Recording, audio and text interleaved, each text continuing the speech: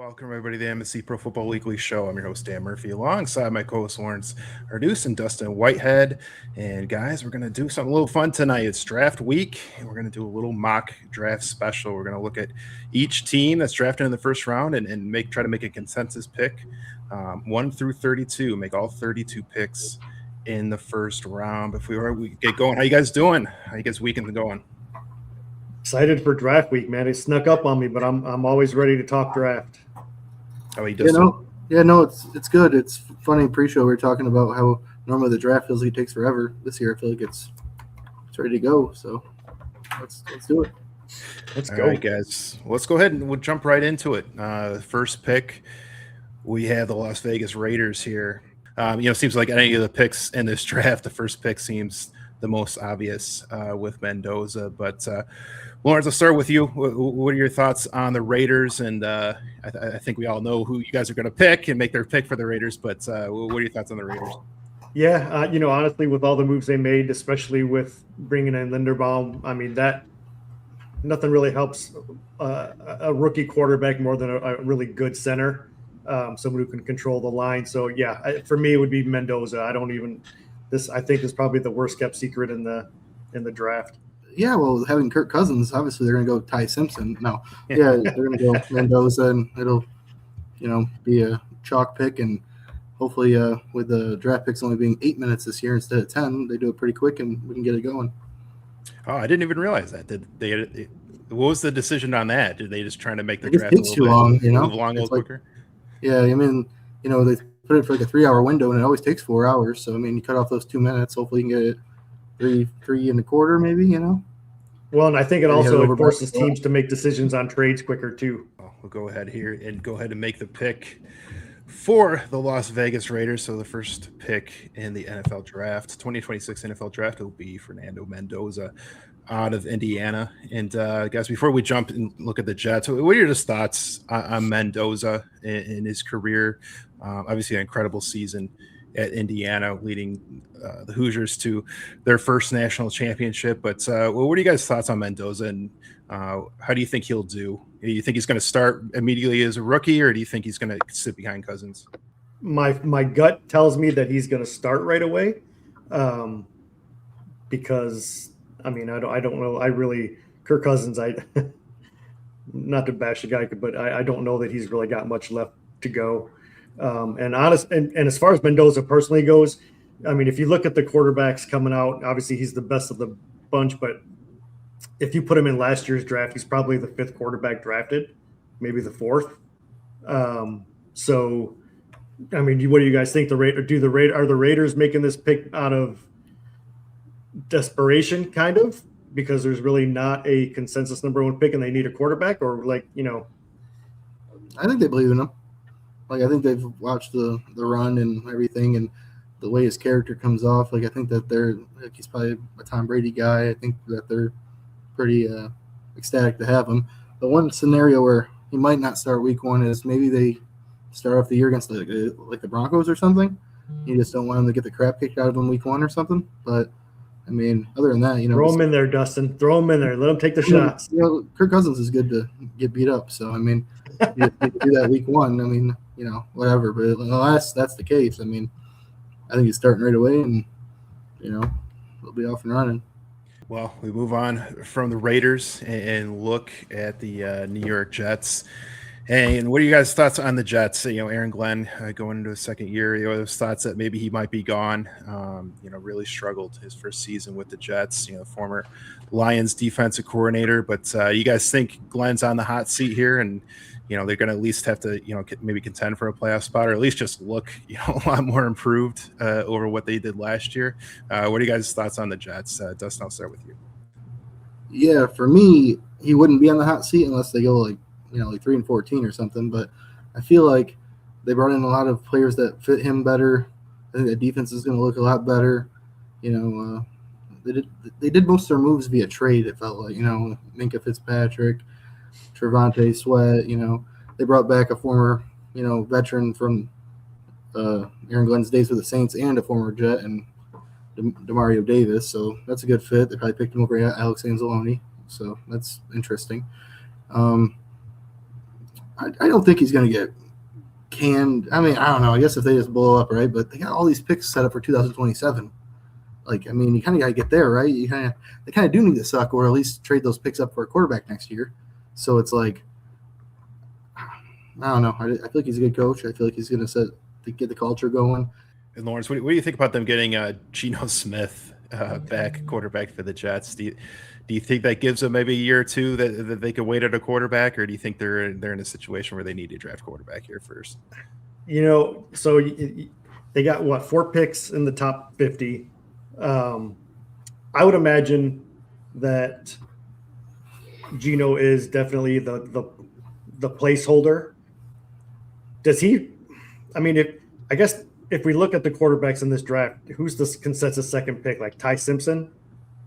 So does Geno Smith stop you from drafting Ty Simpson? And honestly, would you draft Ty Simpson not at number 2, but maybe at 16?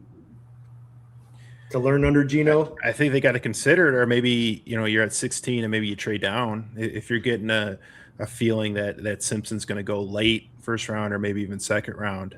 Maybe you try to trade back and then take him there. 16 might be pretty high, yeah. But it's tough though. You never know when a team's going to make that move for a quarterback. So you don't want to lose them if you kind of committed to him. You really want to get him. You start playing those games, you could lose out. So. Yeah. And I would imagine as far as Aaron Glenn goes, for me, I don't know that he's necessarily on the hot seat to Dustin's point, but they've got to show some kind of improvement, whether that's a couple more wins than they had the previous or whatever that is. Maybe get an interception. Like. What's that? Maybe get an interception. The only team in the NFL history without an interception. The defense can improve, but I mean, you've got all those picks for 2027 as well. Like if just show some improvement, and I think he'll be there to benefit for next year as well. So where are you guys leaning? Are we looking more defense here with the Jets? Maybe an edge rusher? What were you guys' thoughts? We'll start with you, Dustin. Where do you think their Jets are going to go here? I think they're going to lean with the versatility of Arvell Reese, honestly. But, I mean, they could do a variety of things. I mean, it feels like they're sticking defense. They didn't bring in David Bailey for a top 30 visit. They said they feel like they knew everything that they needed to know about him. So I feel like I don't know what that means, but yeah, I'd lean Reese. How about you, Lawrence? I'm actually on the other end of that. I feel like they didn't bring in Bailey because that's who they want, and they're trying to be as secretive as they can. You're the second pick. What does it matter? You're basically the first pick. Right. It seems weird. But you never know. I mean, it's that gamesmanship for the draft. I'm with you, Dustin. I think Arvell Reese is going to be the pick, but I think there is I think there's definitely debate within the Jets. Do we want Bailey or Reese? And I guess it's kind of a pick your poison, pick your flavor deal. But I would go Arvell Reese with that second pick. All right. Second pick for the Jets is the edge rusher from Ohio State, Arvell Reese. Here we go. Arizona Cardinals, third pick. Kyler Murray leaves Arizona, goes to the Minnesota Vikings. It'll be interesting to see how Murray does in Minnesota. But what are we thinking with Arizona? What do we think their biggest needs are here, Lawrence? Offensive line and quarterback. But I also don't think they're going to be the team making this pick. But I know we're sticking to the order. I think they probably will go offensive line. Man, it's their offensive line is so bad that I don't even know one player. Do they stick and just take David Bailey? But they took a Paris or the Johnson like 7th overall a few years back at left tackle, so he's pretty good. So when they're going for tackle, they're going to be trying to probably draft a right tackle too. So what's the kid from Miami, Mayoga? And he's the one that had the injury concerns where they had to do the medical recheck on. So right, who knows about that? So Kyler Murray's gone, so who knows? I just want to make one last point that I heard Daniel Jeremiah said that the biggest lock of the draft is them taking Ty Simpson somewhere. He said it wouldn't be at 3, but he said like maybe they trade up from 34 or 35, wherever they're at. Where does it say? Yeah. Anyway, sorry. And then 34, and then they select him, probably, I don't know, jumping a team or what, but he made a comment that that's his biggest lock. So I find that interesting. So it just makes it all even more complicated. Heck, maybe what if they want? They could go Sony. I mean, I don't know. They have a lot of. It's wide open. Maybe they do just trade down just to get more assets to move back up in the second. I don't know. That's interesting. But if we're just going to do it, I guess we can. For me, I would go to Francis from Miami, but you're probably right. They probably just go edge rusher or whatever with David Bailey. I don't know. Well, what's your pick? You don't have to predict what they're going to do. It's kind of like what I would take they should do. The Miami offensive tackle. That's what I would do. Build up the trenches. Lawrence? That's kind of where I'm at. Like I said, I don't think Arizona's picking at 3, but I think the third pick is going to be David Bailey. But since we're talking about the Cardinals, I'm going to stick with the offensive tackle for Miami. Oh wow! All right. We all got that offensive tackle from Miami. We'll go third in our mock draft to the Arizona Cardinals. And obviously we'll put the caveat that you guys both think that they're going to trade out of this pick, or a good chance they trade out of this pick. But we're not going to do that this way because it gets way too – we'd be here all night if we it just comes down trades and doing different things like that. So of course, but it just comes down to position value. Like some of the top players are linebacker, safety, running back. It's like the third pick. I mean, you got to go a premium position, you'd think. There's no quarterback worthy of the pick. It's like you kind of put yourself in a hole, you know?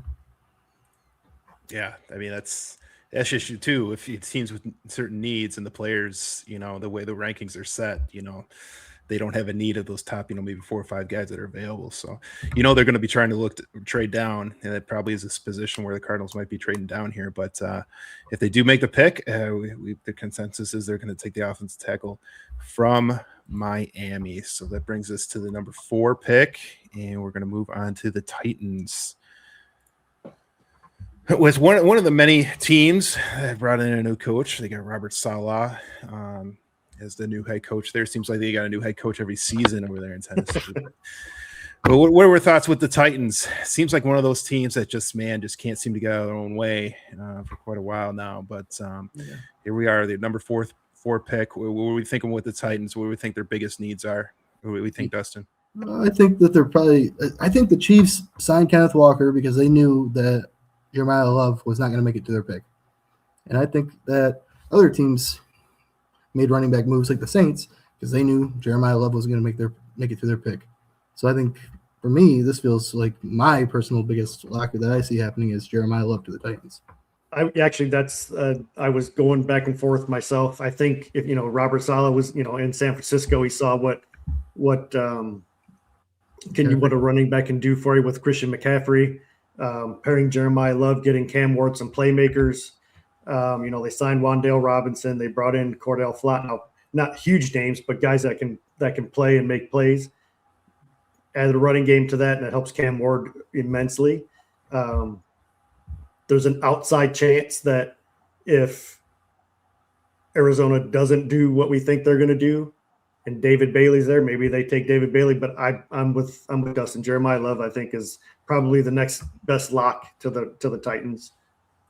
And I'm a big Jermaine Johnson fan as well. I like that trade for both the Jets and the Titans, and I think that also might help them rule out edge rusher as well. So you guys are in consensus. We Jeremiah Love, running back from Notre Dame, going to the Tennessee Titans with the number 4 pick.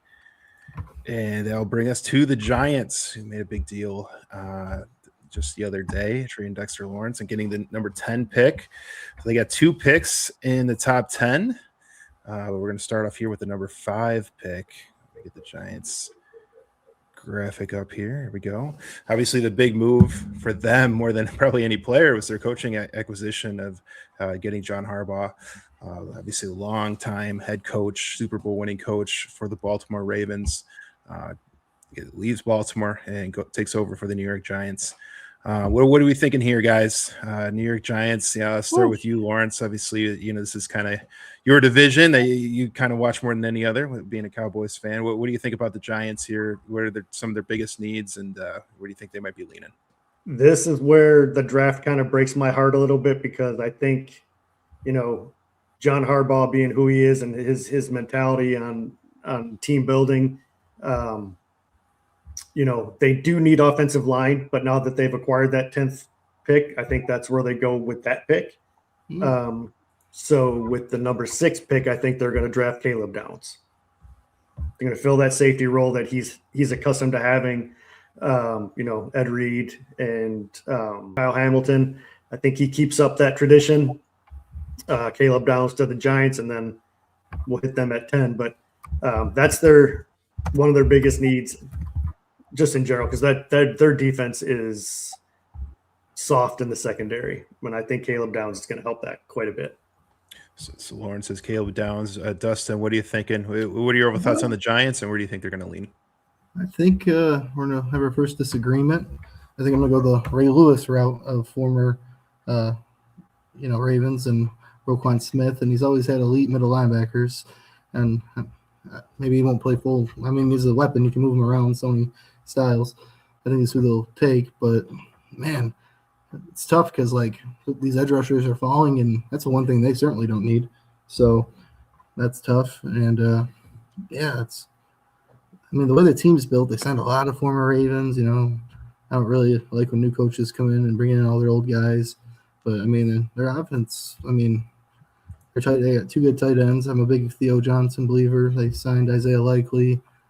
Receiver, they probably – I was kind of thinking at 10 they might go receiver to get a 2-headed duo. But maybe they do go offensive line. They've invested a lot in that over the years, and they've had some failures and some success. But we'll see. Dan, what do you think? I gotta be the decision maker here. I gotta pick between 2 Ohio State guys. Great, lovely. Oh man, I think you guys both made great arguments. But I gotta say, man, I really like the idea that Lawrence brought up with John Harbaugh always having a high caliber safety in the back end of that secondary. Man, it's tough though, man. It's tough Sonny Styles, man. Yeah, God, what an incredible athlete! He just tore it up at the combine. So that's a tough one, man. I honestly could go either way. I like both of your guys' arguments for these guys, but I think I'm gonna lean just slightly with Caleb Downs here. I'm gonna pick Caleb Downs here for the Giants. So that's the 5th pick. Caleb Downs, safety, Ohio State, to the New York Giants. So next up we have is the Cleveland Browns, the good old Browns. And always so many issues with these guys. Always seem to be drafted in the top 10. But here we go, 6th pick. They got 2 picks in the first round, number 6 and number 24. Feels like they've needed a quarterback since their existence when they came back in expansion.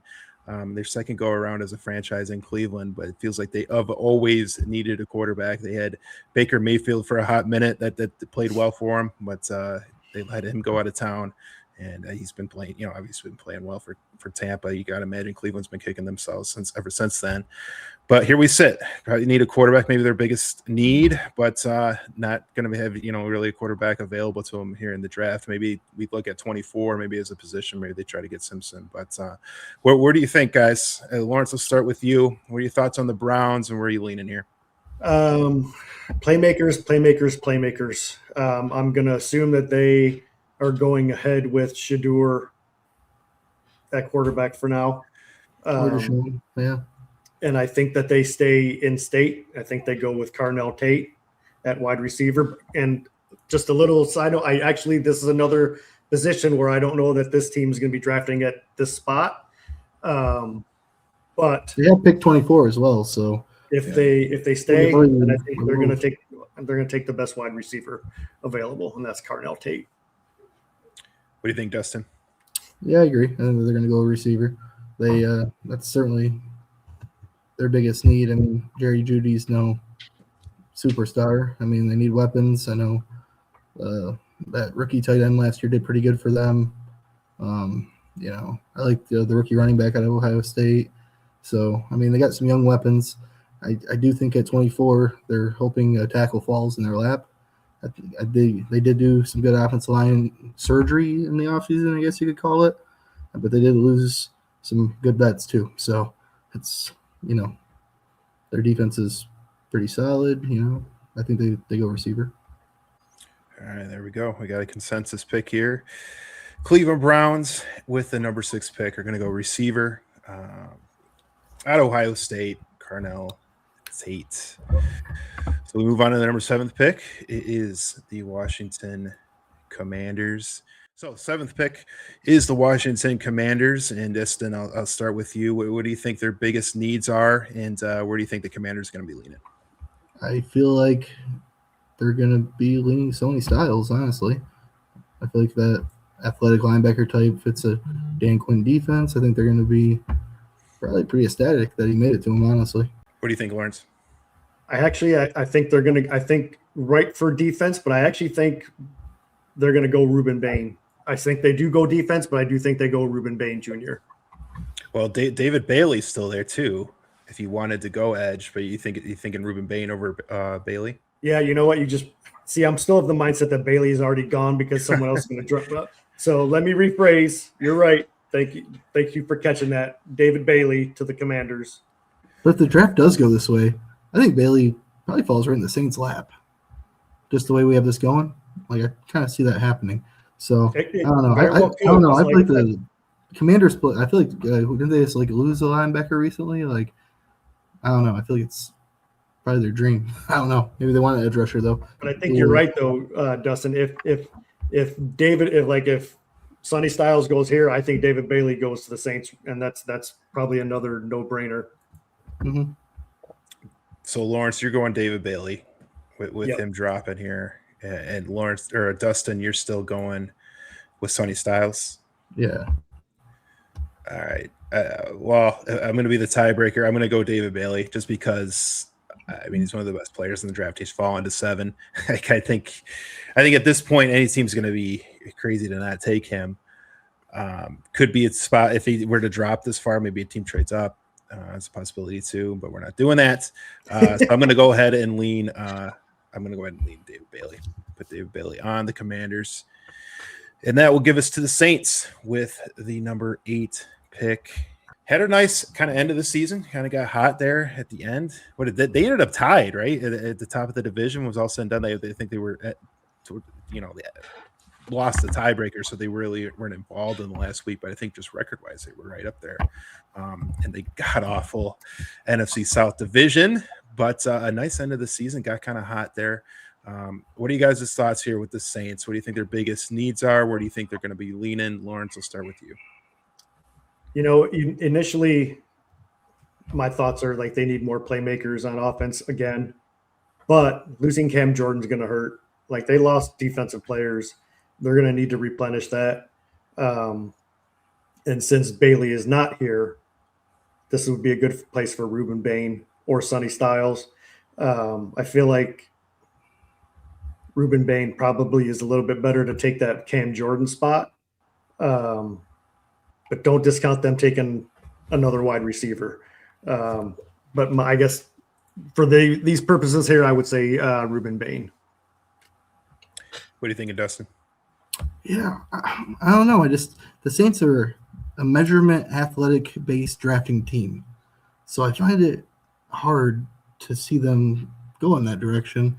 I think this would be their worst nightmare, honestly. I mean, I guess they could. I don't know. I feel like they might go wild card and take the LSU corner, honestly. But that's tough. That would also be a solid pick. That's what I'm gonna do. I think that if the board fell this way, I think they would go. How do you say that? Mansour Delane. Mansour Delane. Okay, yeah, I think that's the route they would go. So Lawrence, your Sonny Styles. So we were leaning on Ruben Bain. Ruben Bain. Ruben Bain, and my pick would have been, probably Ruben Bain as well. So, I'm gonna make a lean with Lawrence with the pick. 0 for 3.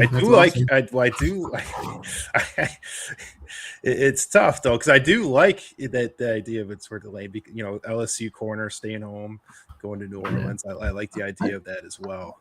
His hands are regarded as like the smallest ever for like a top end prospect. Sorry, I was just saying if his hands are regarded as the smallest ever for a top end prospect, and this team's known for drafting monsters like Marcus Davenport and all these plus size offensive linemen, and their GM's still been there for 100 years. I don't know if he's just going to break his tradition, but anything's possible. Yeah, so I guess if I'm going to be the tiebreaker, I'm going to lean Ruben Bain. Like I said, you guys both make good arguments, but I'm going to lean with Ruben Bain here. So he's going to be the pick to the New Orleans Saints, and we go to the 9th pick. Surprisingly bad year for this team. Kansas City Chiefs picking 9th here. And, obviously key issues with Mahomes, his ACL injury.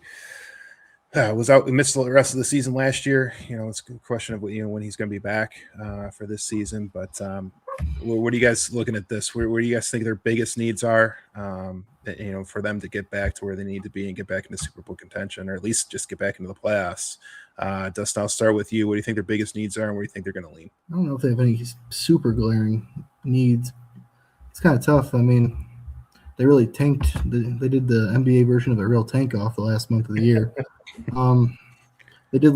I mean, did they get rid of their corners because they believe that their DC can coach anybody, or did they get rid of their corners because they like how the draft is? That's tough. They don't strike me as a team that would take a linebacker in the top 10, so that kind of worries me about Sony. Could they just go the weapon route every year? What's that? There's Delane, right? You were going to have him go to the Saints. Yeah. It could be a good corner replacement. Right, but I don't know. They both went to the Rams. It's kind of fascinating, but I mean, they want to protect Mahomes. He's not going to play probably the first 4 weeks. I mean, man, this would be a tough board for them, honestly. Lawrence, what do you think? Well, I'm going to throw a little bit of a curveball to you. Okay, hit me. I can see them taking the tight end Kenyon Sadiq here. Kelsey's on his last legs. What's that? I thought it like 2 minutes ago, but I'm like, Yeah, Kelsey's on his last year, going into his last year. They need another weapon. The only other option I see here is going into is the way this board is falling is having Mansour Delane go to Kansas City because, like you said, they lost both corners. And I don't know who they have to replace him. So for me, it's going to be between Delane and Sadiq. And actually, I lean towards Sadiq. What do you think, Dustin? I don't know. I was looking up their offensive line right now. They could use a left tackle of the future. I guess I'll. You got Monroe Freeling there. I think he's going to play more right. But I'll go. Let's pick Spencer Fano and let you decide. Oh man, you're gonna hate me, Dustin. I want to have a little. I want to have a little fun and have a little bit of a. Maybe some people would think be a reach with the tight end for Oregon. But I think that will add a little excitement here. If you would have said Monroe Freeling, I might have went with it because I do like the idea of demanding a tackle. But, right. No, that's fine. But yeah, let's go with it. Let's mix things up a little bit. We'll go Kenyon Sadiq, tight end from Oregon. That'd be the eventual replacement for Kelsey. Let him do some good two tight end sets this season until Kelsey leaves, and then Sadiq eventually takes over. But I like that pick. I think it'll be fun. Be a little bit of a fun pick there. So Kenyon is just tight end. Yeah, he's trying to mix it up for us. I said Lawrence is just trying to get Sony Styles to the Cowboys. So that could be it too. Hey, you don't know what I want. I thought he was trying to get David Bailey. He was just going to keep knocking David Bailey down further and further. Oh, man. So there it is. 9th pick, Kenyon Sadiq, tight end, Oregon, goes to Kansas City. And we're on to the Giants now. Back to the Giants here with the 10th pick. And what are we thinking here, guys? We talked about the Giants already, but what are we thinking here now with the 10th pick? Lawrence, I'll start with you. This is where they go offensive line. Okay. Is it Spencer Fano? Is it Monroe Freeling? At this point, I think you can pick one. I think for our purposes, and for those, I know the Lions fans are out there who have a lot of love for Monroe Freeling. I'll say Spencer Fano for the Giants. I like the offensive line idea. I do go back to our previous conversation. If do you take Ed Reed or you take Ray Lewis, and you just take both, but that's tough. I also read there's a lot of love for Jordan Tyson to go top 16, and they could definitely use a second wide receiver. So that would be pretty interesting. I'm just gonna get him off the board now because he would go to the Dolphins before the Cowboys. But I'll just throw Sony Styles out there. They can just have, their Ed Reed and Ray Lewis together. There you go. Well, this is the first time I'm going to lean Dustin's side. I'm going to go Sonny Styles here, linebacker, Ohio State to the Giants. So they get 5th pick, they get Caleb Downs, and the 10th pick, they get Sonny Styles. Like we said, they get their stud safety and their stud linebacker. Do you think that the Bengals? Do you think the Bengals would have done this trade then? Sonny Styles, Dexter Lawrence. I think so. I think they still would have done it. Yeah, because all I hear is linebackers deep in this draft, so they could probably get one at their pick in the 40s and take another one in the 100 if they wanted. But I mean, it's down the road. I'm sure I'm sure Cincinnati would be in position to draft somebody like an Anthony Hill out of Texas, and he'd be a solid linebacker to grab. All right, so we jump to the 11th pick, and it's the Miami Dolphins here. Interesting offseason for them, getting quarterback Malik Willis from the Green Bay Packers, who showed a lot of promise, and in his opportunities when he got to get in for the Packers and played really well for them. But it's been interesting to see how he can do as a full-time starter. With Tua gone now, Tyreek Hill gone, Jalen Waddle gone, it's going to be Bradley Chubb gone. It's going to be a much different looking roster than what we've seen from the Miami Dolphins. But Lawrence, I'll start with you. What were your thoughts on the Dolphins, and were you kind of leaning for their pick at the 11th spot? For me, and I'm obviously don't know how the Dolphins think, but this to me seems like a slam dunk as far as you go and get the best receiver on the board. You've lost your 2 best receivers. I mean, Malik Willis needs some kind of help. You've got Devon Achane as your running back, so your running game should be solid. Go draft Mekhi Lemon and let him play with Malik. I think that's a pretty good idea. The GM's coming from the Packers, and their head coach is coming from the Packers, and I feel like the Packers' philosophy is typically building from the offense and defensive lines. I feel like they're probably the favorite right now to be the worst team in the NFL.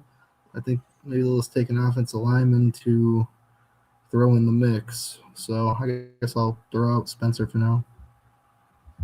Spencer for now. You're saving Murrow Freeling for the Lions, and I like that because that's what I want the Lions to take. I believe it. But no. I kind of agree with you on this one, Dustin. I think they're kind of starting from the ground up here, and I always like if you got a young quarterback. He's been in the league for a little while, but you got kind of a younger quarterback in Malik Willis. You want to try to build around him. I always think you want to get a solid tackle to start off if you're starting from the ground up, and I like that pick of Spencer Fano. So, Dustin, I'm going to lean with you on this one. I'm going to go Spencer Fano, the offensive tackle from Utah, going to Miami. You got any rebuttal there, Lawrence, at all, or? No, I mean they need a boatload, so you can't. I mean, really can't yet. You really can't go wrong here. No. They kind of have looking at their offensive line right now. They have Austin Jackson, he plays right tackle. He's pretty decent. He was basically their left tackle for Tua, and Aaron Brewer was basically a first team All Pro or second team All Pro center, and they drafted a left guard last year who was inconsistent. So, I mean, I think it makes sense to kind of add another piece to that, and hopefully when they maybe are good again in 2 years, you can, at least have a foundation. I like that pick, Spencer Fano, to the Miami Dolphins, and we jump. It's Lawrence. It's your time to shine now, man. It's your Dallas Cowboys. You're actually going to get a couple chances here as they have the 12th pick and the 20th pick. But where are you leaning here with the 12th pick? And kind of lay it out for us. What are your thoughts on the Dallas Cowboys? How do you think their offseason went? And where do you think they're going to lean here with the number 12 pick? The offseason was meh. They upgraded. That's probably the best. That's probably the best compliment I can give them is they upgraded from what they had the previous year at positions of need, safety, defensive end, defensive tackle. So Defense. my secret. I was hoping against hope that we were going to get here. So, Mansour Delane is my draft crush. That's the guy that that's the man that I want in Christian Parker's defense. Sonny Styles, I was kind of lukewarm with him. Like, I don't know that he would fit their style of defense and what they want to play. But Mansour Delane being a lockdown corner and the way that they are going to put pressure on people up the middle, I think that helps the secondary as well. So give me Mansour Delane. Dustin, what do you think? What are you thinking the Cowboys offseason, and where do you think they're going to lean? Yeah, I think George Pickens is going to leave, and they're going to take a receiver. No, I agree. I think they're going to go Mansour Delane for sure. That's a pretty good fit. They need corner. They really need anything on defense, and it would be funny if they did take a receiver, but I don't think they're going to. Good God, don't you curse me like that, Dustin. Come on, man. Well, there we go. We got a consensus pick for the Cowboys. And Dustin, if you had a different pick, I was going to lean Lawrence's side anyways. He's the Cowboys guy here. So I know you break his heart. I mean, we don't care about Cowboys. Come on, man. I got enough heartbreak. Oh, man. Oh, okay. So it's going to be quarterback from LSU. Christmas tree over here with all the ornaments on it. I do too. Yeah. All these So it's the quarterback from LSU, Mansour Delane, goes to the Dallas Cowboys with the number 12 pick. And we're going to move on here. Number 13th pick is the LA Rams. If we can find them here. There we go. And where we can lean in here, guys, obviously went to the NFC Championship game. Another great season for the Rams, another great season for Matthew Stafford, but don't know how many bullets he's got left in that arm. Definitely getting older. We thought before last season that might be a wrap for him. Like he was in chambers before practices and training camp, just trying to survive to get through training camp. And sure enough, MVP. One of the better years of his career. Like I said, Dustin, he was right up there for MVP, and unbelievable year for Stafford. But like I said, it's got to be coming to an end here pretty soon. So we got to start thinking maybe at some point, it might not be here, but at some point. Maybe they're thinking quarterback, but Lawrence, I'll start with you. What do you think about the Rams, their offseason, just kind of overall how they're looking, and where do you think they're going to be leaning with 13th pick? Definitely love the additions at the cornerback position. If there's one thing the Rams do well is they identify a need and then they attack it. And, they realize, okay, we can't cover JSN one-on-one, so let's go get some guys who we think can cover him one-on-one. But Stafford or whoever is going to be quarterback needs help. Who knows what's going on with Puka now? So this is another spot where I think receiver goes. Now I'm having a tough time between Mekhi Lemon and Jordan Tyson. I think Jordan Tyson kind of fits their scheme a little bit better. So give me Jordan Tyson. What do you think, Dustin? Puka and rehab and all that, receivers definitely up there. Going into the offseason, I thought it was a lock there to take a corner, and then they just, get a top 10 corner and another top half of the league starter. And, don't lose anybody worth a dang and, might be NFC favorites. So that's good for them. You sound a little annoyed there. A little annoyed, but I definitely give another 29th pick for Trent McDuffie. That was a great move. I mean, he's a heck of a player. Looking at their offensive line, I could see that, but I mean, I like Steve Avila, Kevin Dotson, solid. So they probably won't go guard and move Avila back to center again because that didn't work out. I'll go with you on that. There's rumors of Tyson being a top 16 pick. Maybe it'll be a Ram. So there we go. Consensus between you guys. Wide receiver from Arizona State, Jordan Tyson goes to the LA Rams at the 13th pick. And that brings us to the Baltimore Ravens, who had maybe one of the most interesting off seasons of any team in the NFL. John Harbaugh, the longtime coach of the Baltimore Ravens, is out. The former Michigan defensive coordinator, Jesse Minter, is in.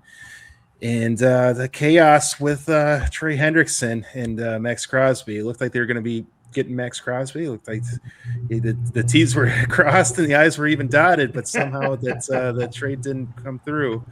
Whether it was shady or not, the trade falls out, and they ended up signing Trey Hendrickson to be their top edge rusher. Lose Tyler Linderbaum, though, one of the top offensive linemen. Also lose tight end Isaiah Likely. So definitely an interesting offseason for Baltimore. Dustin, I'll start with you. Just what are your thoughts on the Ravens and the team needs and where you think they're kind of leaning here?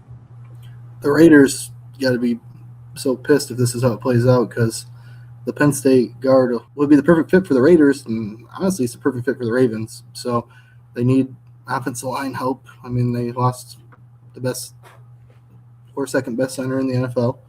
They need a guy. So in the interior, even if it's not a center. So I think they will be taking him. What do you think, Lawrence? I'm somewhat on the same track, although I think if they were going to go interior, I think they would probably reach a little bit for Logan Jones, the center. Really? But I actually kind of go to the other side. I actually think they're going to go defensive tackle. I think they're going to draft Caden McDonald. Man, I got to make the decision here. I kind of lean Dustin. I think interior offensive lineman, you lose. Obviously, it's not a center, but you lose one of the best interior offensive linemen in all of football. In Linderbaum, I think you got to find a way to replace him. And the way the Ravens want to run the football, their team is centered around running the football. It's always has been. I think it will continue to be, and that's where I'm going to lean on that one. I think I'm going to lean Dustin's side and go with the offensive guard from Penn State, and he will be the pick of the Baltimore Ravens at 14. So with the 14th pick, Baltimore Ravens take the guard from Penn State. And we move on to the 15th pick, and it's the Tampa Bay Buccaneers. An interesting team here. One of those teams in the NFC South who just, kind of were very mediocre last season. Had a lot of injuries. Mayfield was battling injuries really all season. Mike Evans, his career with the Buccaneers ends. He goes out west to San Francisco. Also, Levante David is out. So some longtime veterans of Tampa Bay are gone. Going to be a little bit of a different look for them, but Baker Mayfield should be back, should be healthy and ready to roll. So where do you think the Tampa Bay Bucs are at right now, just as a team, and where do you think their team needs are and where they're going to lean with this 15th pick? Dustin, I'll start with you. They really could just probably go best player available. I mean, they lost the foundation of their championship team. Really, I mean, Mike Evans is gone. Levante David retired. They don't need receiver, that's for sure. I mean, even losing Mike Evans, they still have Chris Godwin. They drafted Ibuka, and they have another kid that they took in like the third round a few years back. So receiver's not it, but maybe they'll go with Keldrick Falk, Auburn. What do you think, Lawrence? Like that to get him off the board before Dallas picks, but I'm kind of going a different way. I look at losing Levante David, and then I see CJ Allen out there at linebacker to draft. That's kind of where I would go. The thing with them is they're not like a team that reaches for need. They always go like the most athletic or best player available. So it's tough. Edge from Auburn. Do we like him more for them, or the Hakeem Mizidor? Like, do we have a preference of like who fits them? Mesidor is a more polished. Like if you're talking about not reaching, I think like Falk would be more of a reach than Mesidor. Mesidor is actually polished and ready to go. They could use some polish on the edge, so let's go that way. If you guys are good with that. I mean, Mesidor. Between Mesidor and Falk, then I would definitely take Mesidor over him. All right. Well, let's lean that way. Let's go that way. A little bit of I don't want to say reach, but just down the value board a little bit here. So let's go ahead and go. Nothing just falls in their lap. Yeah. Nothing scream. Yeah. Unless they love the Jermod McCoy from Tennessee, who has the ACL issue. It's like. He's rumored to be falling maybe even out of the first round. let's go ahead and go with it. Let's go with Mesidor, the edge from Miami. And we'll go ahead with that's the pick for the Tampa Bay Buccaneers here. The edge from Miami, Mesidor, goes to them at the 15th pick. And that takes us back to the New York Jets. And with the number 16th pick. And here we go. Lawrence, I'll start with you. This is going to be their second pick in the first round, but where do you think they're going to go here? Where do you think their biggest need is? Where do you think they're going to lead? Yeah, honestly, I think this is kind of Ty Simpson territory. Really? Yeah, I really do. I'm stuck because do they just kind of go with Geno and see how the year goes, and then they have their picks for next year where it's going to be a stronger quarterback draft? I think for me, if you're still thinking about it, I think I would go Mekhi Lemon, because then you have 2 stud receivers, and then you got some offensive line pieces already, and then when the quarterback's taken next year, you'll have people to throw the ball to, preferably. I like that thinking. Actually, yeah, I like your thinking, Dustin. Let's do Mekhi Lemon. If the pick was like 25, maybe they would go. I'm not sure though. And this goes back to when we talked about him at the second pick. I do like Lawrence. You lean him more towards Simpson, but I just don't think this is the spot for him. I think they do trade down here and try to get Simpson maybe later on in the first round. But if we're going to make the pick here, we'll go ahead with who you guys are leaning towards. And that is Lemon from USC. Let's go ahead and make the pick here. Mekhi Lemon, wide receiver from USC, will go to the Jets at pick 16. And that'll bring us to may as well just make team, or at least now. Dustin and I's favorite team. And I might jump in here and make a pick too, but I think we all know where we're going to go with this one, or at least one. But we are here at the Detroit Lions pick. Pull this up here. So let me just throw some curveballs at you guys just to kind of mull over. I do think that they're going to take Freeling if he's there. Like, I think that's somewhat of a lock. But given the injury situations, do you think they look at safety here? I don't. So I'll jump in first, Dustin. I've actually talked about this a lot on a few podcasts I've been on. They're in a really tough spot. I think I actually talked about it with you guys. So we did that like hour-long show, kind of breaking down the Lions where we thought they might go in the draft, and they're breaking down their offseason. They're just in a really tough spot because they spent a lot of money on Kirby Joseph long-term, and they spent draft capital on Branch, and they're depending on Branch to come back at some point and be the best tandem of safeties in football, which they had been before the injuries. Now, there's so many question marks with those 2 injuries, with Kirby Joseph in the knee and Branch coming off an Achilles tear.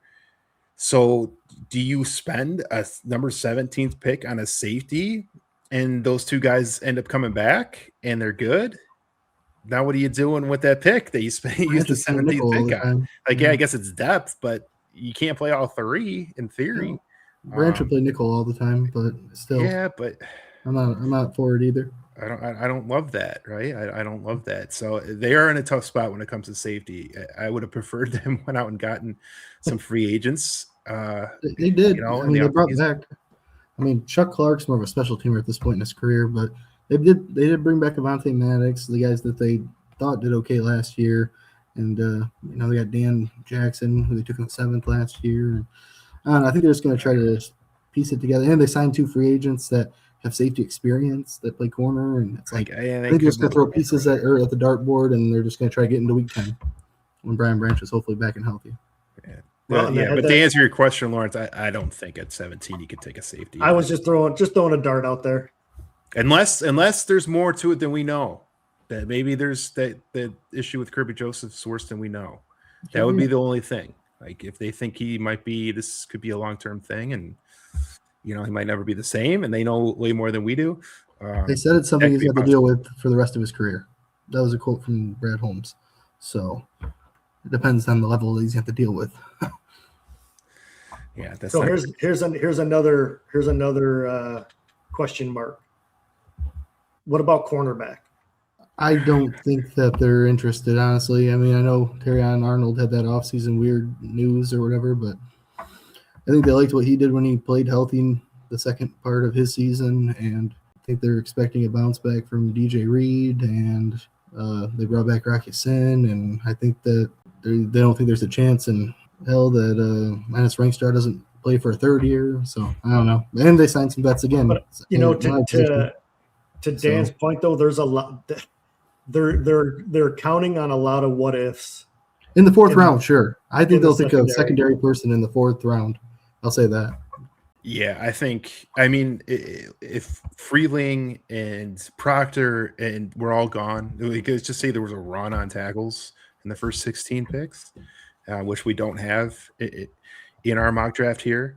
But if there was, I think then maybe you start thinking about that. Maybe you take a tackle later on or in the second round or trade back up in the first round, whatever they decide to do. But that's not the case here. I'll go ahead and say I think it's kind of clear with how this mock draft has fallen that they take Freeling, the tackle from Georgia. Dustin, what do you think? What do you think they're leaning here with the pick? No, like I said, there has been some rumors. Brad Holmes. Okay, let's go in a run about Brad Holmes and how he's typically drafted. 1, you gotta love football. 2, you gotta be an amazing athlete. So, but 3 is like big schools. So Alabama, Georgia. So they kind of cross each other off on that. But there has been some talk about Proctor. I do like the idea of going with Freeling because I think he's the right tackle. You slot him in. And you don't have to play him like the first month. You can play the Borum, sorry. Yes. They gave him, honestly, they didn't give him league minimum. They gave him $5 million. So I think they're expecting him to play to some extent. So I think that's actually the perfect fit to where you can bring him in slowly. And maybe if he takes that job in training camp, cool, then you have an awesome OT3 that you can move to both sides and replace Dan Skipper. So I think it's kind of a lock if he's there, if the board falls this way, for sure. Lawrence, you in agreement? Freeling is that's because Penny's going to left tackle. I mean, they've already kind of made that known. So let's go ahead and do it. Bro Freeling, offensive tackle of Georgia, is the pick for the Lions at number 17. And we move on to the Minnesota Vikings. Minnesota Vikings. What are we thinking here? Dustin, I'll start with you. Where do you think they're going to be leaning with their pick here? What do you think about their offseason? I think that they're going to go safety. Honestly, I think they're going to take the kid out of Oregon that we just talked about. I know Harrison Smith, if he hasn't retired yet, he's mighty close. Maybe he'll play one more year. It says he will return for a 14th season, so that's cool. But, he's probably done after this year, if I had to guess. So it'd be cool to get another safety in the door for them and take the kid out of Oregon. What do you think, Lawrence? So that's kind of where I lean to, although I also kind of lean toward the defensive tackle McDonald. But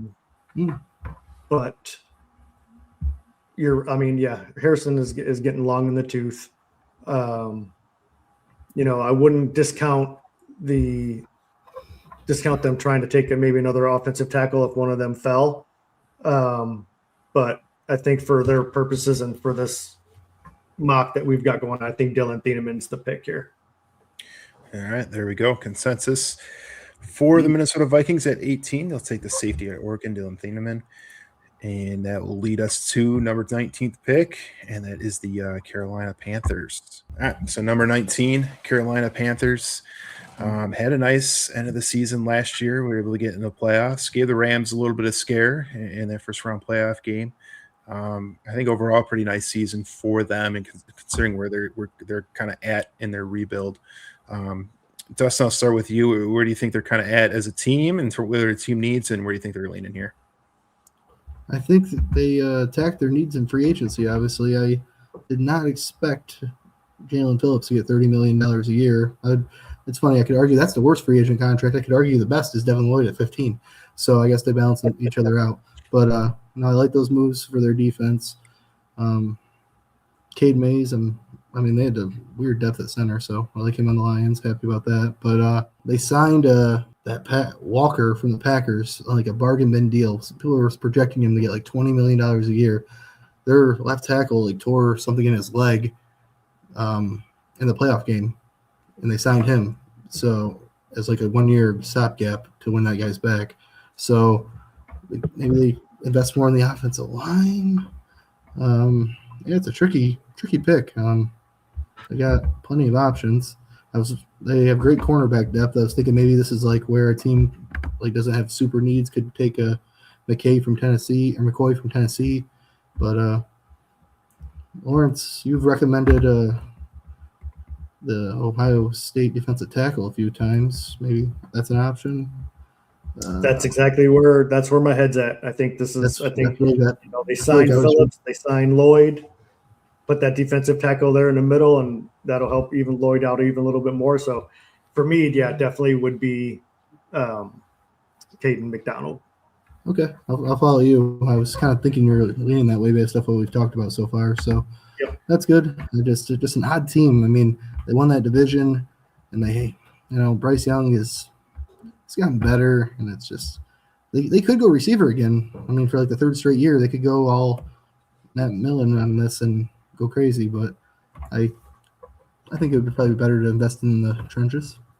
All right. Well, there we go. We'll go with the defensive tackle from Ohio State, Caden McDonald. We'll go to the Panthers at pick 19, and that brings us back to Lawrence's Dallas Cowboys, making the pick at number 20. And Lawrence, where do you think they're going to go here with the 20th pick? Is there any players that have kind of dropped so far in this mock draft that you're liking? Where do you think? No, and honestly, even I think this is a spot where Jerry trades out of anyway. So I don't think Dallas will be picking at 20, being that we are here at 20 and they still need a linebacker. There's really not. God, I don't know that I would take him, but since we're screwing around here with options, I would say C.J. Allen, the linebacker. I know I joked about it at 12, but maybe they could go receiver. Omar Cooper, maybe? No? Omar Cooper's still sitting there, yeah. Jerry Jones was the skill guys. They brought Cooper in for a 30 visit. Yeah. But God, honestly, if the board falls like this, I pray to God he trades out of there, which I think he's going to anyway. But because none of these guys that we're looking at here are. Here's another question. Ringing my bell. You think they could double up at corner? What's that? You think they could double up at corner? As much as Jerry likes the blue light special, I don't think they would double up on corner. Okay, I know it's kind of crazy, but I'm just like. Because you have one, that it scares the death out of me. Like there's those two names right there, McCoy and Falk, man. Like I am praying to God that they're gone before. Falk's kind of the size of the edge rushers they typically like, isn't he? Like big, 6'5", almost 6'6", 275. But he's a project, and I'm not taking projects in the first round. All right, let's go with what you want for your team. Let's go with C.J. Allen. Here we go. So, the linebacker from Georgia, C.J. Allen, going to the Dallas Cowboys at pick 20. And Lawrence, you don't think they make this pick, right? You think they're going to trade out of this if this how the board falls to them here? Yep. All righty. You think they would move up? I think they want to move up, but they don't want to part with 12 and 20. So if they're able to move up with 12 and some future picks, I think they would love to do that. But I know that Christian Parker has already come out and said, no, we're not giving up 2 1s for any one player in this draft. No, I don't think any player in this draft is worth 2 first-round picks. So at least I'm hoping that he is a good influence on Jerry, because I know Jerry's just itching to make a move, and sending 12 and 20 for anybody in this draft would be a mistake in my eyes. Well, that is the pick at 20 is C.J. Allen to the Dallas Cowboys. So we move on to 21, and it's the Pittsburgh Steelers, another interesting team here. Wondering where Aaron Rodgers is going to go, if he's going to end up going back to Pittsburgh, retire, or what's going to happen. Ty Simpson. Pittsburgh's it's one of those teams that just kind of feels like they're in purgatory, man. There's kind of just not, 9 wins every year, kind of consistently mediocre, always dancing around the division, dancing around the wild card, but have not made it out of the first round in many, many years. And Mike Tomlin is gone. A long time coach for the Pittsburgh Steelers is out of there. And instead of going somebody young or a new face, they go with Mike McCarthy, which is a little bit of a surprise. But Dustin, I'll start with you. Pittsburgh Steelers, where do you think they're at right now as a franchise? And what do their team needs? Where do you think they're going to go here with the 21st pick? Yeah, no, definitely a weird team. I mean, if Aaron Rodgers doesn't come back, their quarterbacks are Will Howard and Mason Rudolph. So that's terrifying. But a receiver, I mean, they have DK, and they traded for Michael Pittman, who I think is still a pretty good player. I think the Colts were just kind of crazy by paying Alec Pierce what they did. But their offensive line's pretty solid. I mean, corner, they paid Dean this offseason. They already have Joey Porter. They brought in Asante Samuel Jr. I don't think they're a Ty Simpson team, but then again, I didn't think, 5 years ago that they were going to be a Kenny Pickett? Kenny Pickett, yeah, there we yes. go. Yeah, I mean, they kind of reminded me of each other a little bit. No. So maybe they will. No. But, man, they got good edge rushers, but TJ's getting a little bit older. This is terrible. But let's go with Keldrick Falk. I don't know. It's a tough board for him. What are you thinking, Lawrence? I said it half joking, but I think it's Ty. I would go Ty Simpson. Man. I mean, who knows? I mean, even if Aaron Rodgers is coming back, I mean, yeah, but they just think they strike me as a team that thinks that they're better than they are. So then they're like, well, if we have Aaron Rodgers, it just doesn't matter anyways. Well, you still need these moves that they made this offseason with all these older vets. I mean, weird. Yeah. No, I mean, I think, like I said, this you're middle of the draft. I think you're in Ty Simpson territory. So for a team that currently does not have a quarterback, I would say Ty Simpson. Fair. Man, this is a tough one, guys. This is a real tough one. What makes it tough for me is that Daniel Jeremiah quote. That guy's pretty plugged in. For him to say that about the Cardinals, it just makes me wonder if they're just going to move up and dump them. Yeah, maybe that's the spot where the Cardinals move up. It feels like that would make a lot of sense here. With the Cowboys at 20, maybe. Interesting. Yeah. Yeah, that too. So let's put a caveat here. We're gonna go. Let's go ahead with Simpson, but it might not necessarily be Pittsburgh. It's gonna be Pittsburgh for the sake of this mock draft, right? But it very well might not be them that actually picks him. It could be the Cardinals, could be the Jets, whether they trade back or trade up. I think it'll be another team that ends up taking Ty Simpson other than the Steelers, but I think this could be the spot where he goes. So for the sake of this mock draft, because it could very well be the Steelers could take him as well. They do need a quarterback. But let's go ahead and make that pick then. We'll put Ty Simpson, quarterback from Alabama, going at 21 to the Pittsburgh Steelers, but kind of want to really emphasize on our end that it very well might not be the Steelers that pick him. It might be somebody like the Cardinals that Dustin mentioned. Could be the Jets that we've talked about too that could move up into this pick and take him. But for the sake of this mock draft, it is the Pittsburgh Steelers at 21 that take quarterback Alabama, Ty Simpson. So we move on to 22. LA Chargers. I so badly want to say San Diego. It's so it's like I have to fight my body and my mind to not say it. But the Jim Harbaugh led Los Angeles Chargers. Where do we think they're leaning here, guys? Obviously, a team that feels like they're still kind of on the upswing.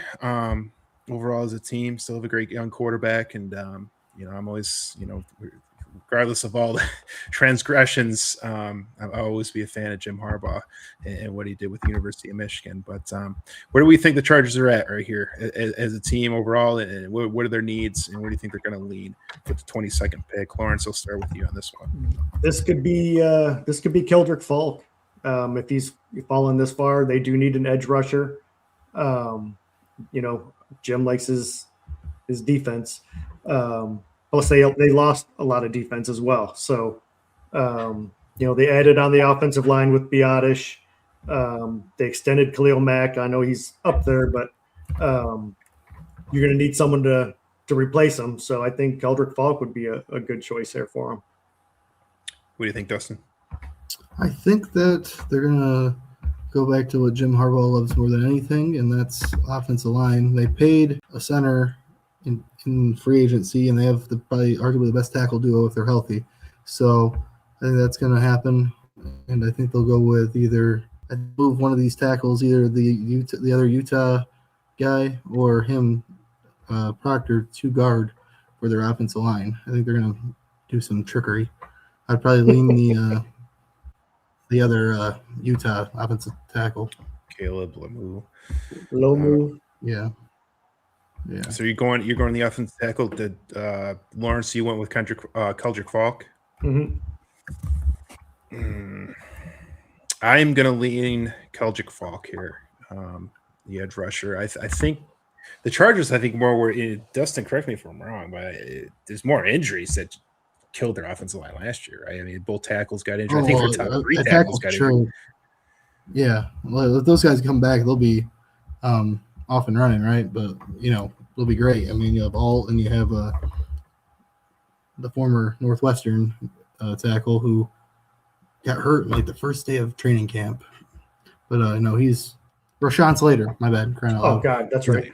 Yeah, excellent player. So Rashawn Slater, Joe Alt, that's elite. They got a good center. They probably think they can get away at guard, so I understand going a different direction. But yeah, that's kind of what I'm thinking. Like if you just looked at it from what their situation was at the playoffs, I mean, gosh, would they give up like 6 or 7 sacks in the playoff game? I mean, it was ridiculous.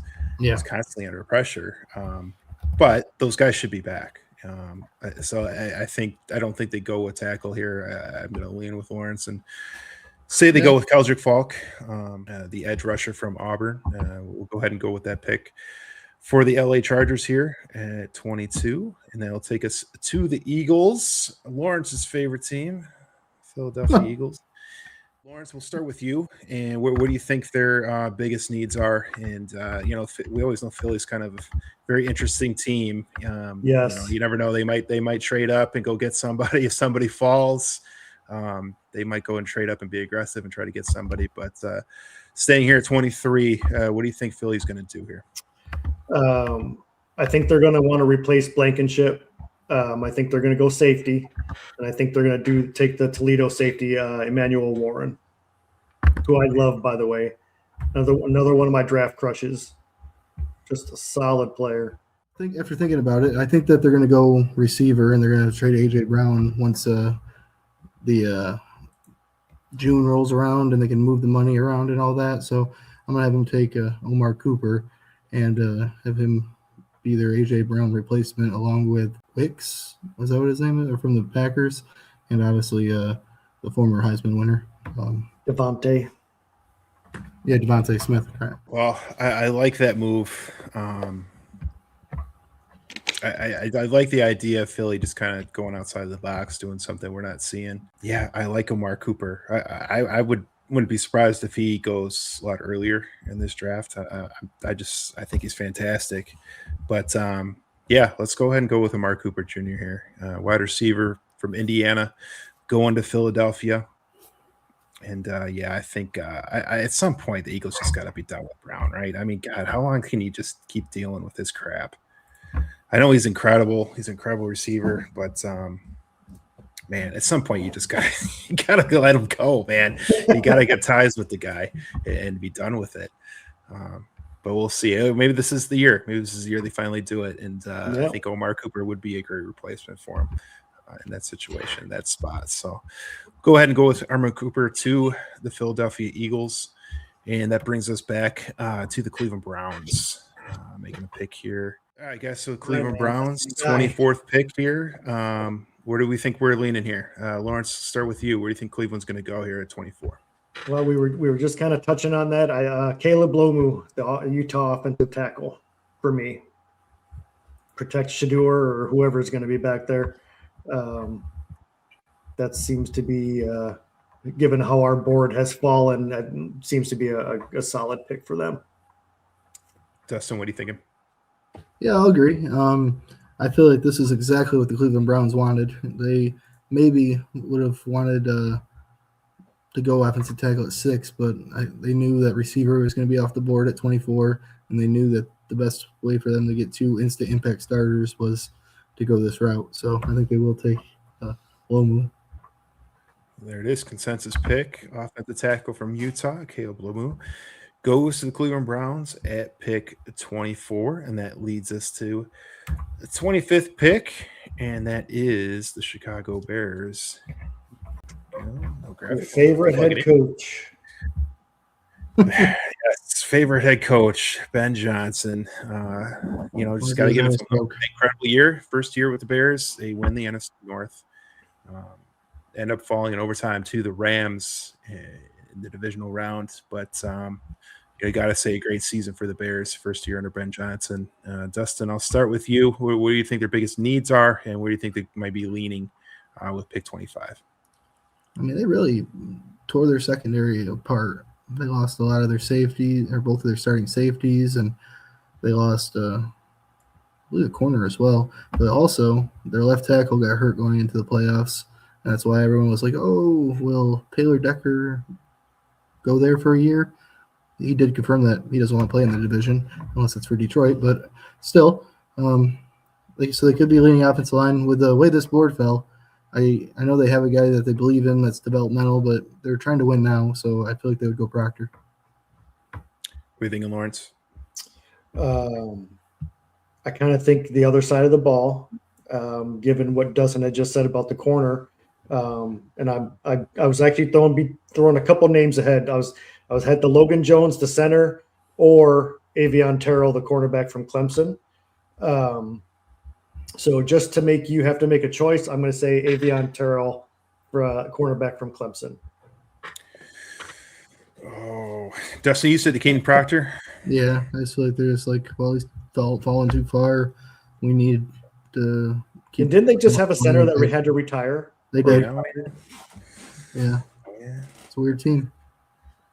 Well, but they traded for Bradbury from the Patriots like 2 days later. But he's pretty bad. So. Man, I don't know what they're going to do here. I feel like they would go center, but it's hard to reach at that position. Though, man, at this spot. Oh man, I don't love this pick. I don't like either one of the choices here. If I'm gonna lean one way or the other, I guess I'm gonna go offensive line. I'm gonna go make a commissioner exemption. Make your own pick. Yeah, I guess we could add that here. But I don't know either. I don't know who they're gonna go with here. Like I said, I think it should be center, but they could probably wait to the second round for a center. Yeah, it's a tough spot here. It's a tough spot. I'm going to go ahead and go with Caden Proctor, but I don't love it. I don't love the spot. I think this could be very well a spot that they could trade down, trade back in early in the second round. Then maybe take their center in the early second round with their trade down. But if we're going to stick here, we'll go ahead and go with Proctor here at 25 to the Chicago Bears. Next pick is the Buffalo Bills at 26. Buffalo Bills making their pick at 26. You know, the team that had a very interesting offseason, moving away from a long-time head coach, feeling they needed to make a change. We've talked about this before, wondering if they really did need to make a change at head coach or not, but they went ahead and did it. We'll start with you, Dustin. Where do you think the Bills are here right now as an organization? They feel like they're a little bit maybe not so much in terms of their roster, but just as an organization, a little bit in flux here. What do you think where the Bills are at right now, and what do you think they're going to do here at 26? No, definitely a weird team. I mean, people thought they overpaid for DJ Moore. I kind of thought it was more fair value than anything, but he is an expensive player. They lost a guard to the Saints, who I believe got like $15 million a year, so obviously a good player. So it's a tough situation that they're in. They're definitely all about win now. I mean, what a weird head coaching search. I'm not entirely sure who I would go with. Who are you thinking, Lawrence? Since he's still on the board, I would probably go with the Toledo safety here. They lost Matt Milano, Jordan Poyer in the defense.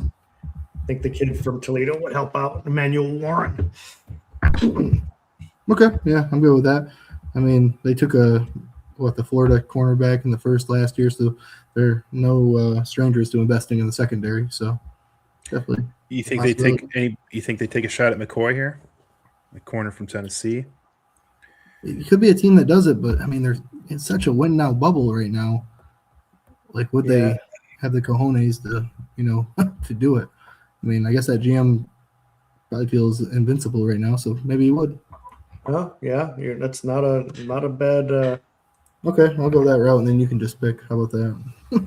I'll pick McCoy. Put you on the spot. Actually, yeah. You know what? I'll lean with you, Dan. I feel like this might be the spot here for him to go. If it's not them, the 49ers might have made sense, but 49ers definitely too. I think this is the area where he could go. But yeah, let's go ahead and have him go to Buffalo. Buffalo takes with the 26th pick, cornerback Tennessee, Gerard McCoy. And just to bring it up, Dustin, I've heard him kind of talked about with the Lions. And God, could you imagine if the Lions took him at 17? If he's another injured guy. If he's JMO 2.0, I guess it's okay. I guess because it's an ACL. They are familiar with guys that have had that issue and they brought it back. But also, yeah, the internet will blow up and whatever. I guess. But we'll have him go here. Gerard McCoy to 26 to Buffalo. Next up is the San Francisco 49ers, pick 27.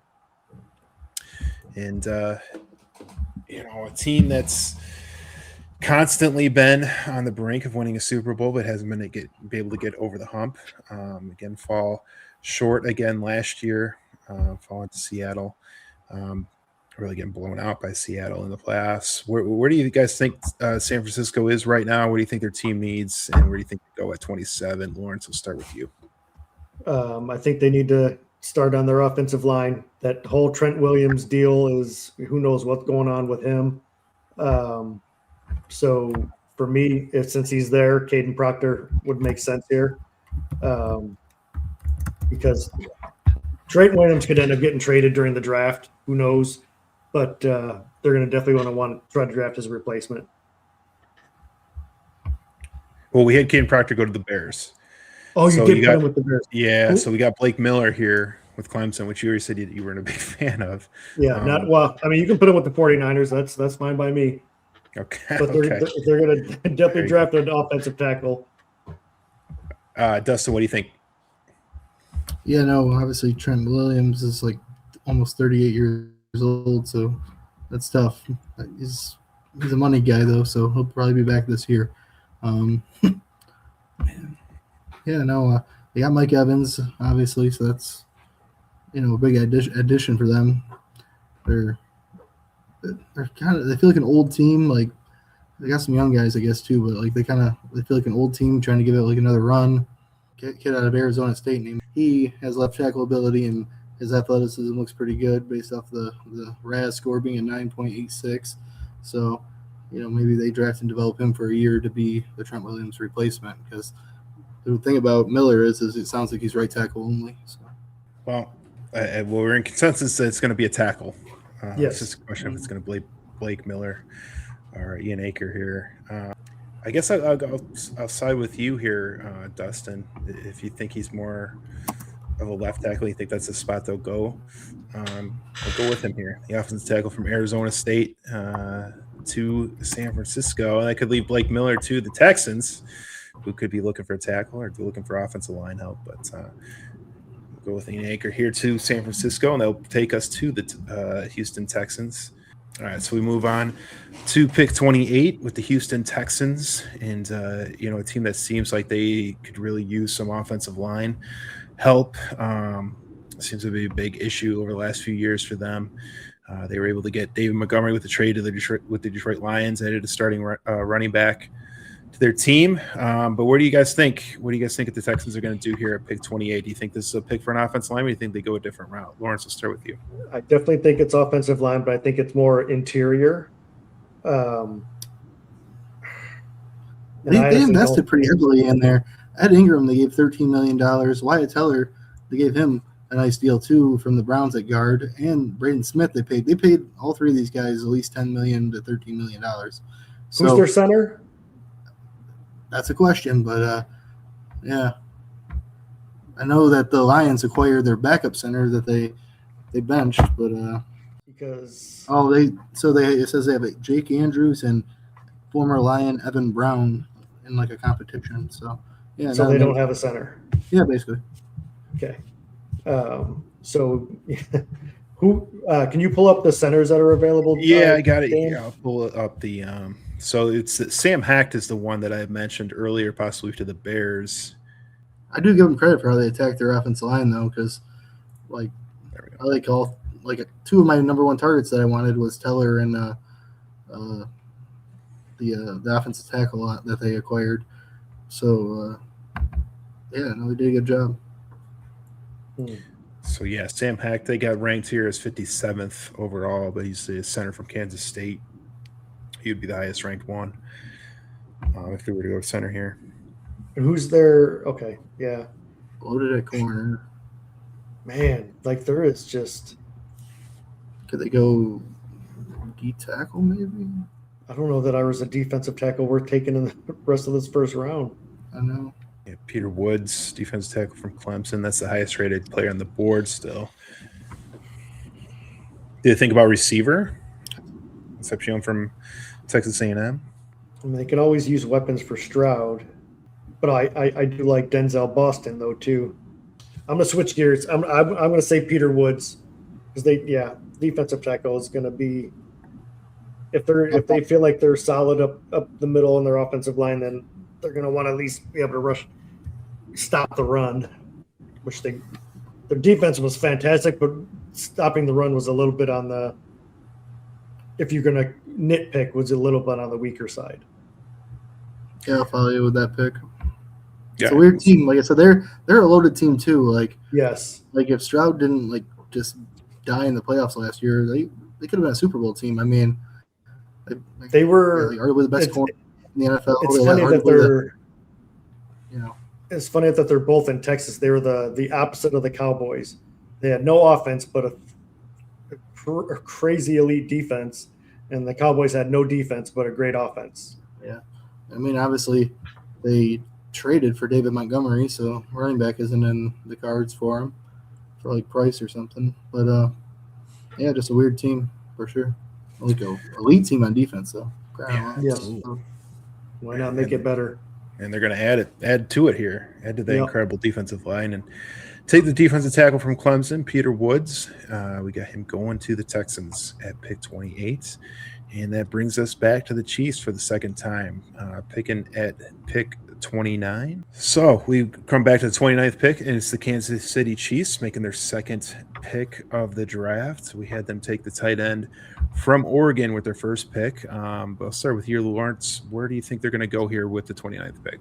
I think now they replenish their secondary, and instead of Avion Terrell, I think we go to Colton Hood from Tennessee.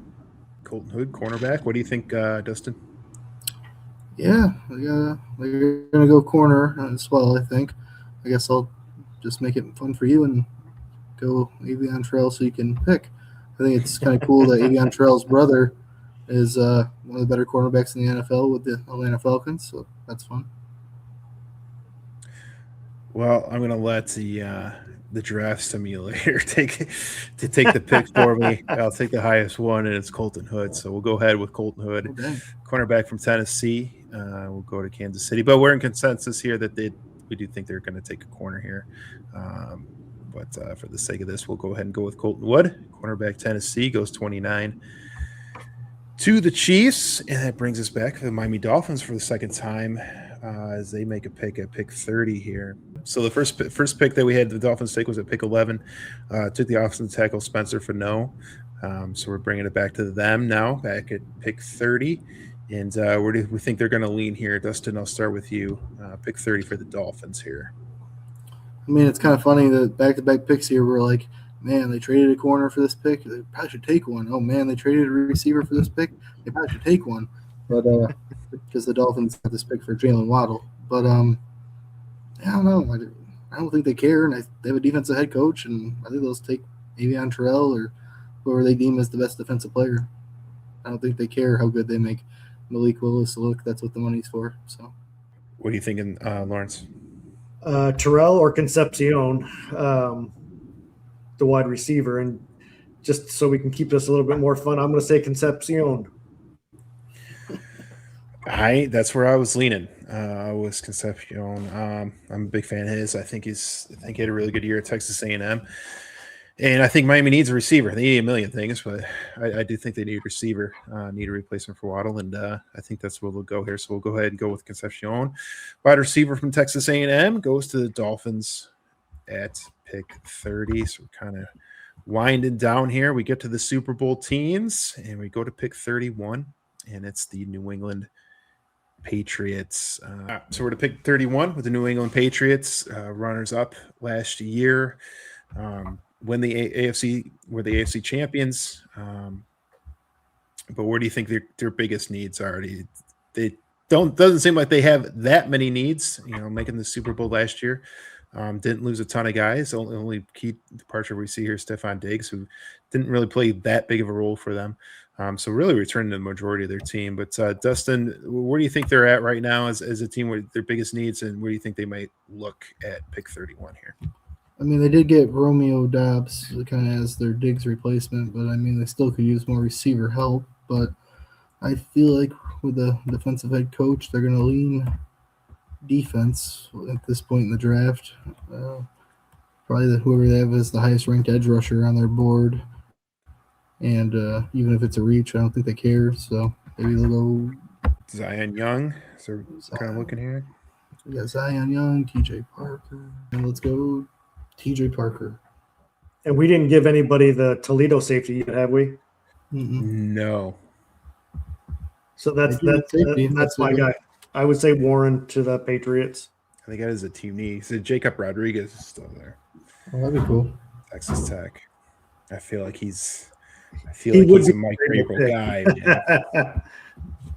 I'm gonna go ahead and use my I haven't used it yet. I'm gonna go ahead and use that one host pick to step Commissioner exempt. Yeah, commissioner exempt pick. I think this is the pick here. Jacob Rodriguez. He just feels like a Patriot. Feels like a Mike Vrabel type guy. Man, that's where I'm gonna go. I'm gonna go with Jacob Rodriguez to the Patriots, and that'll lead us to the final pick of the mock draft. The Super Bowl champion, Seattle Seahawks. So we make our way to the final pick of this mock draft, the 32nd pick, Seattle Seahawks. And big departure for them is obviously Kenneth Walker leaves them to go to the Kansas City Chiefs. But overall, where do you guys think these guys are at? Coming off the big Super Bowl win, what do you think their biggest need is at 32? Lawrence, I'll start with you. Where do you think they're going to lean here? I think just, judging by how they won that Super Bowl with fresh defensive linemen just rotating in and just absolutely crushing the Patriots offensive line. Here's, I think, where we were talking about Cassius Howell. I think he can go in and replace Boye Mafe. I like it. What do you think, Dustin? The funny thing about that is Boye Mafe didn't really even play that much. They have another guy that they drafted that was playing over him, and Boye Mafe still had so much potential. The Bengals gave him $20 million a year. So it's just funny how much depth they really had on their team. But they rotate like crazy. This could also be a spot for Avion Terrell since they did lose Rick Woolen. True. But even Woolen was a little bit more of a rotation piece as well. Yeah, no. Yeah, we could go that route. I'm good with that. But I think that they're guaranteed to probably trade down with only 4 picks. They'll probably trade down in the 40s, get another third, and they'll do all that. So if I was going to say one team in this back half, I know we mentioned a lot of them are likely. The one I would say is most likely is the one with only 4 picks and lost 3 key players. So, but I'll go with Terrell. I see the smoke coming out of the ears, Dan. What's up? What are we thinking here? I don't know. I think I do like what you're saying in terms of how they won the Super Bowl last year and just rotating, edge rushers one after the other and keeping them fresh. And I am a big Cassius Howell fan. I am surprised that he is ranked as low as he is. I do think they go edge. It might not be Cassius Howell. It might be, they might go Zion Young here from Missouri. But I like Cassius Howell, and I want to pick him in this draft, so I'm going to go ahead and take him here. So they'll finish this up here when we go ahead and pick them. Just to be complete, there we go, and that will do it. Cassius Howell, the final pick in this mock draft. He goes to the Seattle Seahawks at the 32nd pick, and that'll wrap it up, guys. Any final thoughts? Anything that I guess kind of surprised you, or maybe jumped out at you that's going through this? That maybe some players that you, I don't know, maybe hadn't thought about, or maybe you thought maybe would go higher, go lower. Lawrence, I'll start with you. Just any final thoughts, kind of before we jump off here? Yeah, I know we kind of talked about it pre-show, how it's not really a stacked draft. Yeah. And as we got even to just past 10, it really looked like wow, a lot of these guys are the same player. And it was just it's very evident that the rumors of all this draft may be one of the most trade heavy drafts in years, I think could very well be true. That's the thing though. That's the thing though. Every draft that's always this is going to be the most trade heavy is there's been 3 trades and nothing's happening because everyone wants to trade down. No one wants to trade up. So maybe the teams that do want to trade up, the price will be a little bit cheaper. Say that there's a tackle run and the Lions want to move up, or say there's a player that the Cowboys want and maybe they don't have to give up both first. They can give up a third or something. Yeah, I feel like just a few of the times that we were talking, I think pick 3, I think is going to be a heavily traded or heavily sought after spot, depending on what the Jets do. Because if David Bailey is there at 3, I think that's going to start the bonanza. And I definitely don't think that the Browns are going to be picking at 6. I think they'll be trading back if they can too. But again, it all depends on. It takes 2 to tango. You got to have trade partners. You got to be able to have someone want to come up for someone at that spot. So, and I think there not being a lot of first-round graded quarterbacks makes it tough for teams to want to trade back, because how many teams are going to want to trade up? Next year. There's not a lot of quarterbacks that are available. Usually, you see a lot of those trade ups when there's a run on quarterbacks. There's 4 or 5 quarterbacks that go in the first round. Yep. There might be only one. It might be the first pick. So I think we all think that Ty Simpson might go later in the draft. We had him get picked. We had him go to the Steelers, but we do think he'll get picked at some point. But very well he might not. He could drop into the second round. It could only be one quarterback picked. But any final thoughts, Dustin, before we jump off? Yeah, I think we kind of threw a curveball in it at 3. So if they did go offensive line, I think Bailey probably falls all the way to the Saints, right in their lap. It kind of feels like a good fit. I can tell you this, because Saints pick at what, 10? 8. At 8. If Bailey gets anywhere near 8, you will see. I would almost guarantee Dallas tries to trade up in front of that. That was the Cowboys kind of. They won't. If Jerry can move up as much as possible without giving up number 20 and get Bailey, because I know that's kind of the guy that they like, then they'll do it. But they just do not. They absolutely do not want to give up both first round picks. So if Bailey starts to fall, I could see Dallas jumping up and trying to grab him. Yeah, it's gonna be a lot of fun. Like I said, the NFL draft is always one of the best sporting events of the year. So, obviously, we both magically made our dreams come true for our own teams. It's funny how that works, huh? It's funny how that works. You control the box draft. You could control what pick your team. Hey, I was okay with Delane going to the Saints. Yeah, no, team need wise. I don't know, it just kind of made sense. For the way for the board to fall the way it is, especially if there isn't many players, say it's capped at what I think Brad Holmes said. Someone asked him, "Do you have 17 first round grades?" And he's like, "Oh, not yet, but You know, so I wouldn't there be probably surprised. isn't He that many probably players doesn't. that fit that. You know. What do you think about Proctor? I just think it's weird that one of the more plugged in beat guys said they hate this guy. There's no chance they'd ever touch him, and then he's like retracting his statement like 3 weeks later. Like, if the board fell the way that it did, I feel like they probably might actually go Proctor. Like, See, just from the I vibe I'm believe getting. that first. I believe that first statement. He just seems totally like a player they would never take.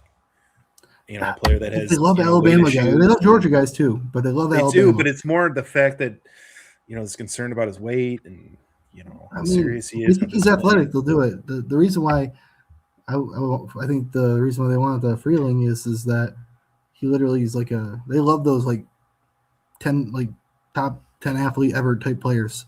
Yeah. Like Is he they like you have to, one, like I said, you have to love football. Two, they love athleticism.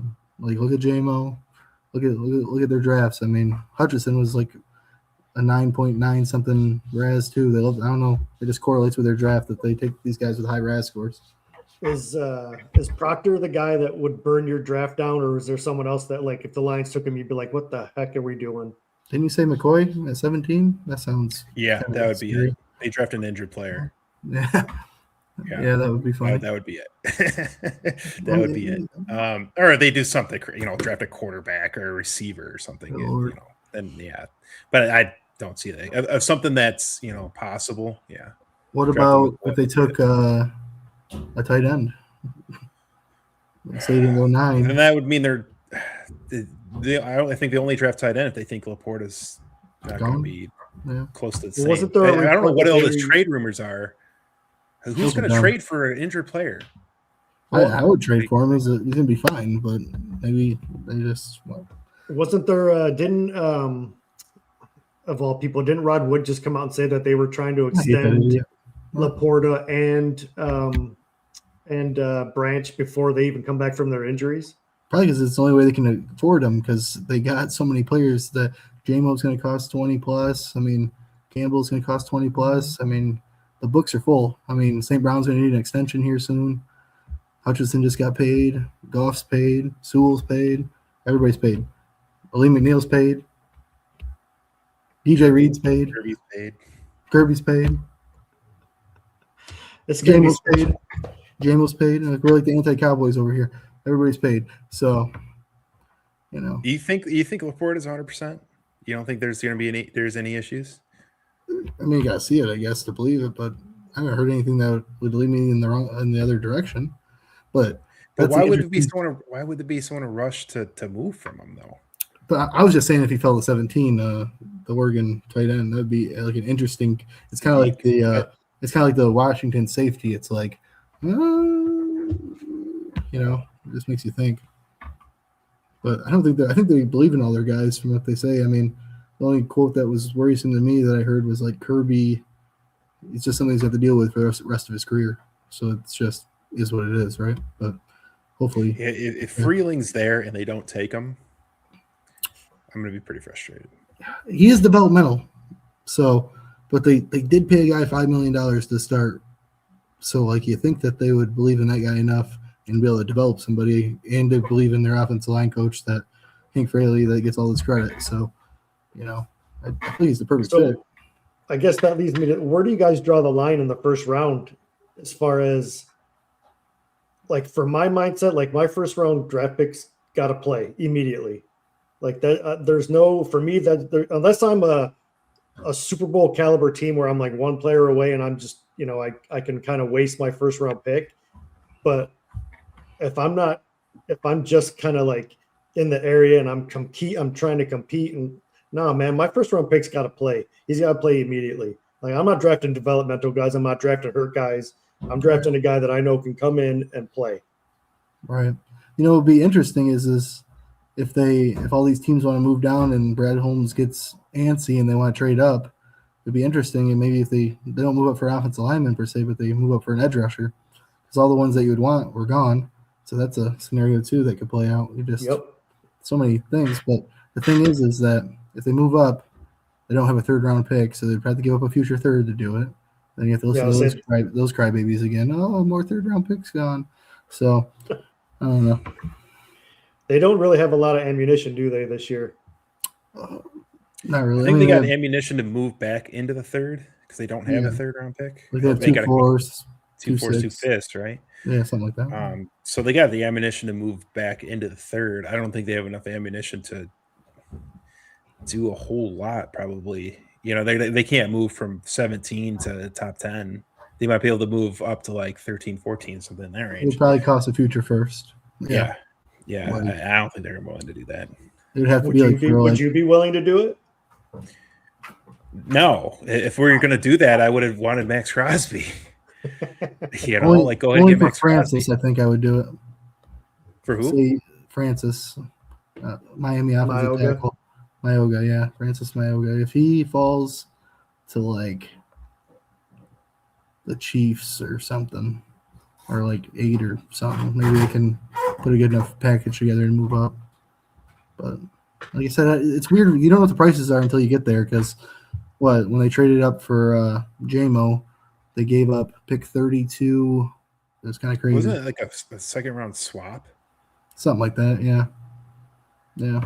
Or they only lost like 20 spots on the pick. That's like basically it. And they've given up, 2/3 for Tesla? Yeah. Just weird how the value goes. I mean, well, the value is what each team says it is. I mean, it's exactly. You've got that trade value chart out there, but I mean, so it's just like a guideline. Yeah, the one thing we do know it's going to be Mendoza, number one. I think that's pretty much consensus. We all know that's where the first pick's going to be. But after that, who knows? Who knows how the draft's going to fall? But it's been a lot of fun, guys. Doing a mock draft, kind of going through all 32 picks of the first round, and kind of looking at all the teams that are drafting here in the first round, seeing how their off seasons went and kind of what their team needs are and what their possibility of where they may pick and who they may pick. Really interesting to kind of go through this draft, and we're looking forward to Thursday, first round of the NFL draft, and we're going to be live covering it, doing a live stream, going through each pick of the draft as it happens, giving our opinions, and obviously looking forward to. I know Lawrence is going to be looking forward. The Dallas Cowboys got 2 picks. We're going to be looking. Dustin and I are going to be looking forward to the Lions picking at 17. Right in the middle. Yeah. Hey, who knows? Maybe the Lions and Cowboys will trade with each other. Hey, there you go. They've done it before, right? Roy Williams. So who knows? Don't remind me. Who knows? So we'll see. But we're looking forward to it, and we'll see you guys all again on Thursday night for our live draft special. But for tonight, they'll do it. For Lawrence and Dustin, I'm Dan Murphy, and we'll see you guys again on Thursday night.